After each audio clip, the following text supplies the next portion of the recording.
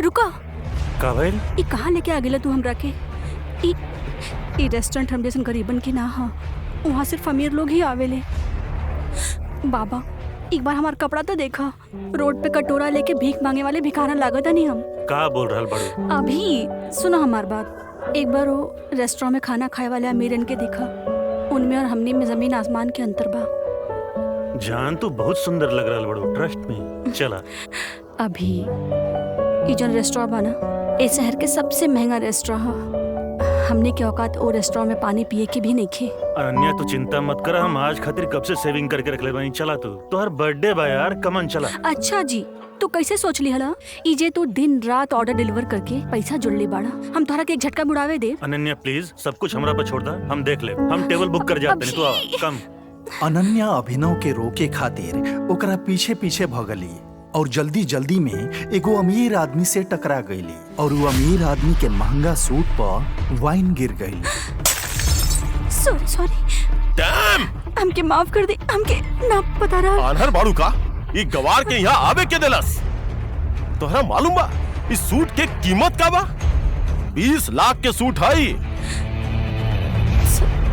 हमके माफ कर दे सर, हमके ना पता रहा, हम अबे चल जाता नहीं। तू का सोचताड़ू हम तोहरा के यहाँ से आसानी से जाए दे? इस सूट के कीमत चुकावा वरना ना तका ना तका।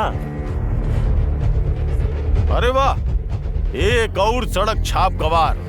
लगता है रेस्टोरेंट के स्टैंडर्ड वाकई में बहुत गिर चुकल बा। अभी के अभी हमार पत्नी से माफी मांगा। ना अभी हम माफी मांगी? तोरा पता भी बा कि हम पानी के। सुनो, माफी मांगल जाओ, चलल जी यहाँ से। He is the owner of Singhania industry, please. तो के समझ में नहीं खावत? हम कहत बानी माफी मांग हमारा पत्नी से, अभी के अभी।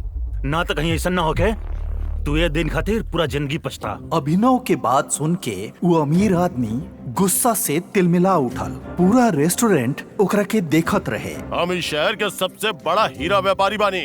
अमीर से अमीर लोग, मंत्री संतरी सब हमार पॉकेट में रह ले। हम चाही ना तो चुटकी में तोहार नामो निशान मिटा सके नहीं। अगर हम चुटकी बजा के तोहर बिजनेस के नामो निशान खत्म कर दी तो? जब तक वो आदमी अभिनव के बात समझ पाए, अभिनव अपन फोन निकलस और केहू के एगो मैसेज भेजलस और अगले पल वो अमीर आदमी के एगो कॉल आयल और ओकर गोड़ के नीचे से जमीन खिसक गई। व्हाट? ये सब कैसे हो सकेला पापा?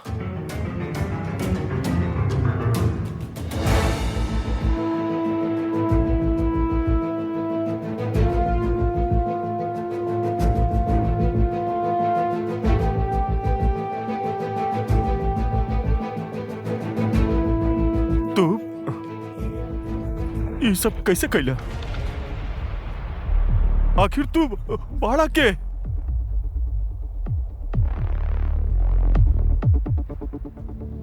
अभिनव एगो घर जमाई रहे और अपन ससुराल में छोट बड़ काम कोनो नौकर ऐसन करत रहे। लेकिन आज ओकरा केहू से मिले जाए के रहे, बाकी ओकर सास शर्मिला के ही मंजूर ना रहे। अरे नहीं ठल्ला जमाई, यहाँ आवा, पैर दबावा, बहुत दर्द होता। सासू माँ हमके कहीं जल्दी पहुँचे के बाद हम आके आपके पैर दबा दे। अरे यानी ठल्ला, आज तक तो तू चवन नहीं कमैले नहीं खा। हमरे बेटी के फेकल टुकड़ा पर पौला तड़ा तू और तोहरा के केहू से मिले जाए के बाद। तभी अभिनव के पत्नी अनन्या वहाँ आ गईली। का होता है सब? हाँ, ई शोर शराबा का हो गइल सवेरे सवेरे? शोर हम ना, तोहार निखट्टू पत्ती मचैले बा। जरा तोहर सठियाइल दादा जबरदस्ती तोहरा पल्लू में बांध के रख ले बाड़े।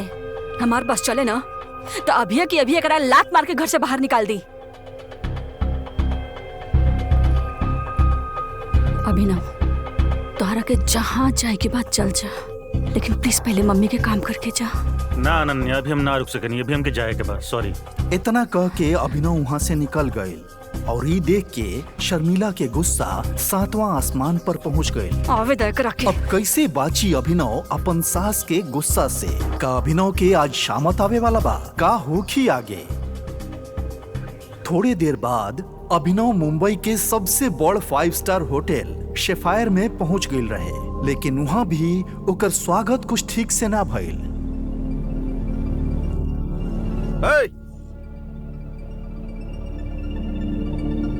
ए गरीब, जेब में चवन्नी नहीं खे, ये होटल में का खाना खाए आइल बड़े?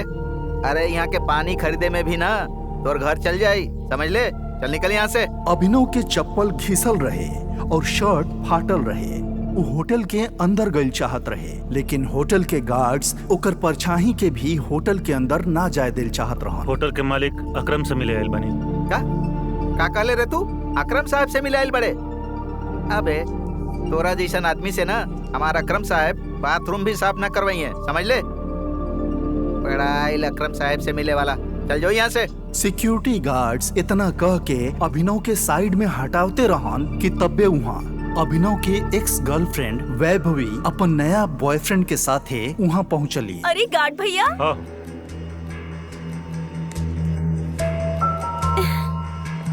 ई गरीबन के ऐसे ना भगावेले भैया, बेचारा कितना दिन से कुछ ना खैले होखी।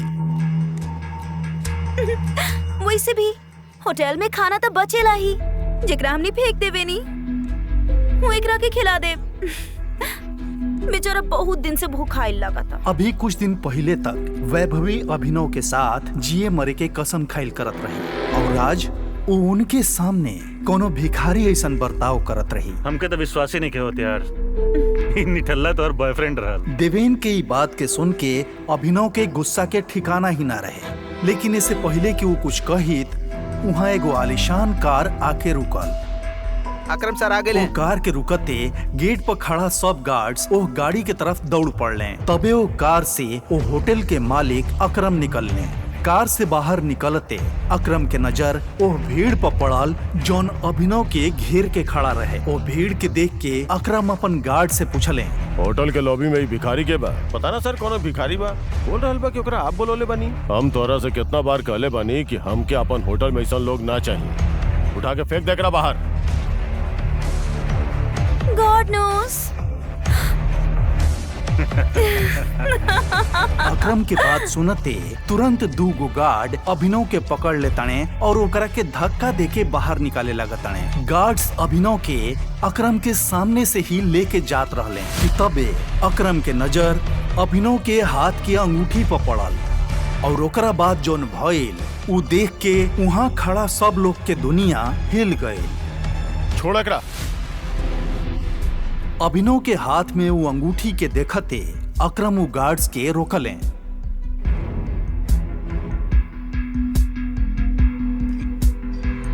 टाइगर? और उन्हें करोड़पति अकरम अभिनव के गोड़ पर गिर पड़ले।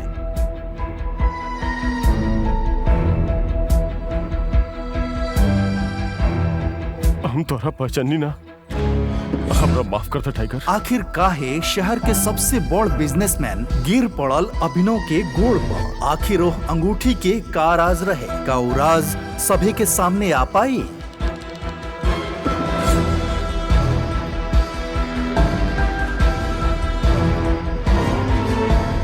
अकरम के साथे भइल एह मुलाकात के बारे में अभिनव केहू से कुछ न कहलस। अगला सवेरे जब अभिनव अनन्या के टिफिन देवे ओकर ऑफिस पहुंचल तो वो देखलस कि ऑफिस में भगदड़ मचल बा। तब वो कान में हेडफोन लगा के अपने धुन में मस्त रहे। भागदौड़ के वजह हाल में ब्रेक भइल न्यूज रहे। ब्रेकिंग न्यूज, सिंह इंडस्ट्री के दिशा बदले खातिर ई टेंडर आखिरी उम्मीद। मार्केट में ई खबर से सिंह इंडस्ट्री के शेयर में आ रहल है भारी गिरावट। अनन्या सिंह अपन कंपनी के डूबत नाव के कैसे संभाली? Guys, the situation doesn't look good. ये हमने की आखिरी उम्मीद रहल सिंह इंडस्ट्री के रिवाइव करे के। चिराग अनन्या के दोस्त और बिजनेस पार्टनर रहे। दादाजी के गुजरला के बाद बिजनेस के संभारे खातिर अनन्या चिराग के अपन पार्टनर बनीले रही। ऐसे तो ओकरा अनन्या के लाइफ पार्टनर बने के रहे, लेकिन अनन्या के दादाजी मरे से पहले जबरदस्ती अनन्या के शादी एगो गरीब डिलीवरी बॉय अभिनव से करा देले रहन।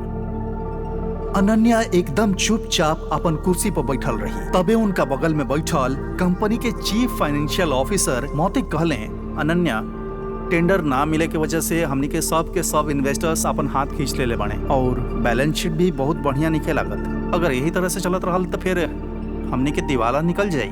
मौतिक, यू नो वेरी वेल, एक कंपनी के बनावले में दादाजी अपन पूरा खून पसीना लगवले बाड़े।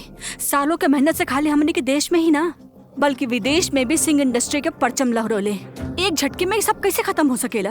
ऐसे ऐसे ना हो सकेला। कुछ तो तरीका होगी यार। अनन्या, तोहर दादाजी के समय के कुछ बहुते स्ट्रॉन्ग पुराना एसोसिएट्स रहले हमनी के, जेकरा साथ में चिराग के इंस्ट्रक्शंस के बाद में हमनी के डील बंद कर देनी, मर्जर की कोशिश कैनी, लेकिन नबी जी, नॉट अगेन। ये न्यूज़ के बाद तक केहू भी हमनी के संगे मर्जर ना करी। That's not an option. Mautik, let's see your plan. Desai उर्फ रविकांत अनन्या के दादाजी के पुरान वफादार रहन और वो अनन्या के दादाजी के साथे मिल के सिंह इंडस्ट्रीज के दुनिया भर में फैलैले रहले, लेकिन आज वो खाली नाम के कंपनी के एडवाइजर रहन। Good morning Mrs Lobo. सच ए ब्राइट ब्यूटीफुल मंडे। आप कैसन बानी? आज ये ऑफिस में इतना मनहूसियत काहे छाइल बा?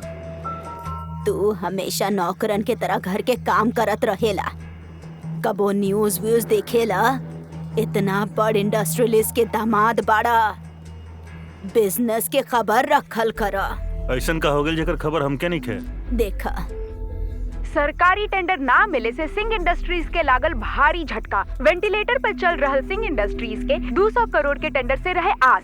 वो टेंडर जा पहुंचल आहूजा कॉर्पोरेशन के पास। Hello ma'am. Yes ma'am, I will bring the files in your cabin right now. लेकिन वो अनन्या कहाँ भी है? हमके डिस्टर्ब मत करा, हमके अनन्या के पास जाए के बा। I need to meet her right now। कहाँ बड़ी हो? अभी तू घर जा। आप कहाँ जाते हैं? कॉन्फ्रेंस रूम में। Thank you Mrs Lobo. अभी ना। अनन्या, हमके आज के क्राइसिस के बारे में तुझसे बहुत जरूरी बात करे के बा। अभिनव के ए तरह देख के सब लोग हैरान हो गए। सभे के बढ़िया से पता रहे कि अभिनव सिंह परिवार के एगो नाकारा घर जमाई हमें। अभिनव गेट आउट अभिन ना। अनन्या, हम तोहके मुसीबत से, तू सबके मुसीबत से निकाल सके नहीं। हमारा पास रास्ता बा, हमके 5 मिनट दे दे बस। अभिनव इतना कहला ही रहन कि तबे चिराग अपन कुर्सी से उठल। एक कॉन्फ्रेंस रूम बा, तो हर हिम्मत कैसे भइल कंपनी के मैटर्स में बोले के? अनन्या, सबसे पहले ते आदमी के कंपनी से निकाला। जब से कंपनी में आइल बा ना, कंपनी के बैंड बज गइल बा। Ananya, take her own decisions. चिराग अभिनव के कॉन्फ्रेंस रूम से बाहर धकेल देलस। सिक्योरिटी, उठा के फेंक दे आदमी के बाहर। लोबो के अभिनव के हालत पर तरस आ गए। बाकी वो चिराग से रिक्वेस्ट करके कहली, sir, I will take care of this matter. You can go inside for the meeting. अच्छा, आप फाइल्स लेके आइल बनी? यस। दी हमके। गुस्सा में लाल चिराग वापस कॉन्फ्रेंस रूम में चल गए। लीव हिम। ई कोनो चोरू चक्का नहीं खे। ई आपके अनन्या मैडम के पति बाड़े और सिंह परिवार के घर जमाई बाड़े। भूल जाला का ई सब तू लोग? Thank you Mrs Lobo. जितना इज्जत हमके आपसे मिलेला, उतना शायद अनन्या और ओकर मम्मी से भी ना मिलेला। You idiot, come with me right now. तू नीचे बड़बड़ात रहला कि तू कंपनी के क्राइसिस से बाहर निकाल सकेला। कैसे ही तो हमके नहीं पता मिसेस लोबो, लेकिन हमके कुछ भी मदद करे खातिर हमके इन्फॉर्मेशन चाहिए। ओकरा पहले हम कुछ ना कर सके। कैसन इन्फॉर्मेशन? हमके कंपनी के इन्वेस्टर्स के डिटेल चाहिए, शेयर होल्डर के लिस्ट चाहिए और बैलेंस शीट देखे के बाद। ओकरा बिना हम कुछ ना कर सके। अभी तू देखला ना का भइल, और इतना सब होखे के बाद कंपनी के कौनो भी एम्प्लॉय तहार मदद ना करी तो कैसे होई? अब एक आदमी बा जे तहार मदद कर सकेला। रविकांत देसाई सर। वो अनन्या के ग्रैंडफादर के बहुत क्लोज रहले। वो तो ठीक बा, बाकी आजकल चिराग सबके साइड वेस्ट कर देले बना। बाकी एक बात बता रहल बानी, Ravikant Desai is a chain smoker. हर घंटा आई सिगरेट पिए खातिर। तू यहाँ उनकर वेट करीहा, उनका साथे कोशिश करीहा बात करे के, उनका कन्विंस करे के पूरा कोशिश करीहा। I am sure he can do it. Okay, अब हमके जाए के पड़ी। All the best.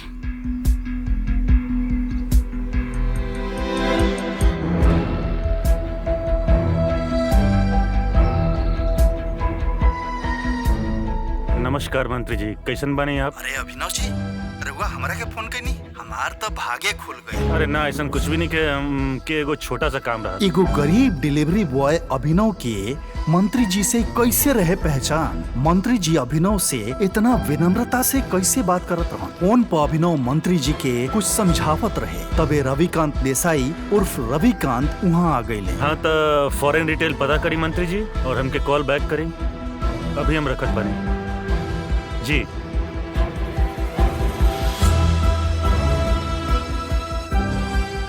रविकांत जी, सिंह इंडस्ट्री के मर्जर एके प्राइवेट लिमिटेड के संगे कैसन रहे? एके प्राइवेट लिमिटेड वो तो हमनी के बहुते पुराना एसोसिएट्स बाने, लेकिन अभिनव तू उनकर बारे में कैसे जानेला? एकरा बाद अभिनव रविकांत के कुछ ऐसन बतैलस कि ओकरा के सुनला के बाद उनकर होश उड़ गए। वो अपन सिगरेट के वापस रख लें और वो अभिनव के अपना साथे कॉन्फ्रेंस रूम में लेके गए। अरे गरीब, तू अभी तक गए ना यहाँ से? Behave yourself. अनन्या, हमनी के अभिनव के एगो मौका देवे के चाहिए। He has an excellent plan. वो भी ये सड़क छाप के पास। बरखुरदार, जितना तोहार उम्र नहीं खे उससे ज्यादा हमके कंपनी के चलावे के एक्सपीरियंस बा।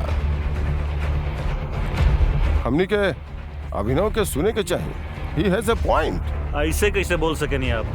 कहे कि क्या चाहत बानी आप? इस सब नोक झोंक के बीच में अनन्या कुछ गहराई से सोचत रही। उनका अपन दादाजी के कहल एगो बात याद आवत रहे।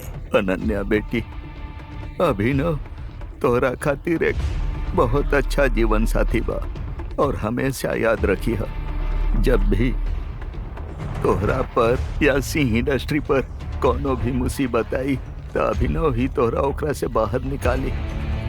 सामने चल रहल बहस के देख के अनन्या जोर से चिचियली। चिराग, हिम्मत भूला कि ये कंपनी हमार है और हर डिसीजन का वीटो पावर हमरे पास बा। Sit down.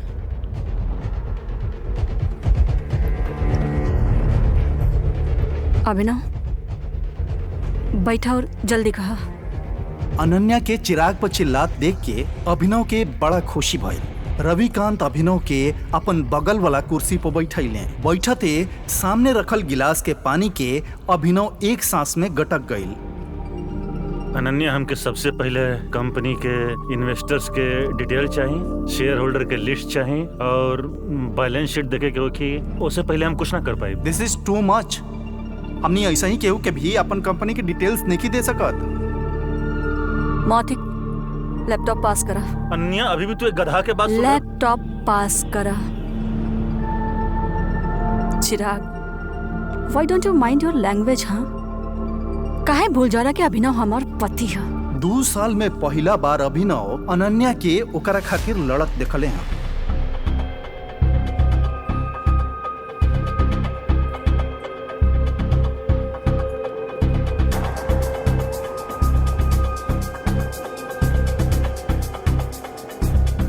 अनन्या, हमके स्टेटमेंट में बहुत सीवियर इरेगुलरिटीज देखे के मिल रहा बा। हमनी के इन्वेस्टर्स के छोड़ जाए के पैटर्न भी दिख रहा बा। ये बैलेंस शीट के काफी ऐसे ट्रांजैक्शन बा जे पर हमके डाउट बा। ये का बकवास कर रहल बड़ा? ये सब तो हवाई बात बा। ये बतावा, एक कंपनी के दिवालिया होके से कैसे बची बा तू? गिरत शेयर के कैसे कंट्रोल कर बा तू? अभिनव, अनन्या, हमनी के कंपनी के शेयर्स बाई बैक करे के होगी। Brilliant idea. तहरा का लगल अभिनव? ये सब हमनी के डिस्कस ना कैले हो कब? अभिनव, हमने के पास फंड कहाँ बा? हाँ, सही बात बाई था। हमके एगो फोन करे दा। इतना कह के अभिनव अपन फोन से एगो नंबर मिलेलस और ओकरा बाद जौन फोन पर कहलस ओकरा के सुन के अनन्या के साथ सभे के होश उड़ गए। चिराग और मौतिक के आंख फाटल रह गई। हाँ मिस्टर अकरम, हमार बात ध्यान से सुना। एके प्राइवेट लिमिटेड के अकाउंट से सिंह इंडस्ट्रीज के अकाउंट में अभी के अभी 500 करोड़ रुपया ट्रांसफर करी। दूसर बात, एके प्राइवेट लिमिटेड और सिंह इंडस्ट्री के मर्जर जोन बा ओके पब्लिकली अनाउंस करी अभी। और हाँ, आहूजा कॉर्पोरेशन के जितना भी शेयर बा सब खरीद लेंगे जल्दी। रविकांत अभिनव के बात सुन के मुस्कुरात रहले, लेकिन अनन्या अभिनव की इतना बड़ बड़ बात सुन के हैरान रहली। उनका यकीने न होत रहे कि उनकर घर जमाई पति इतना बड़ कंपनी के मालिक से बात करके उनकर सिंह इंडस्ट्रीज के मर्जर करवावत रहे। अभिनव, क्या हुआ तू? मुस्कुरात अभिनव अनन्या के तरफ देखले, लेकिन वो कोनो जवाब न दिले। पाई पाई खातिर तरसे वाला अभिनव कैसे दिवालिया हो रहल सिंह इंडस्ट्रीज के दिलैलस 500 करोड़ रुपया। एगो गरीब घर जमाई आखिर कैसे करा दिलस एके प्राइवेट लिमिटेड जैसन बड़ कंपनी से सिंह इंडस्ट्रीज के मर्जर। का सिंह इंडस्ट्रीज के बर्बादी और सरकारी टेंडर ना मिले के पीछे चिराग और मौतिक के बा कोनो साजिश? मंत्री जी से अभिनव का पता करे खातिर कहले रहे। आगे की कहानी जाने खातिर देखी अगला एपिसोड सिर्फ पॉकेट एफएम के यूट्यूब चैनल पर, और द रिटर्न ऑफ टाइगर के सब एपिसोड सुने खातिर डिस्क्रिप्शन में देल लिंक से डाउनलोड करी पॉकेट एफएम ऐप।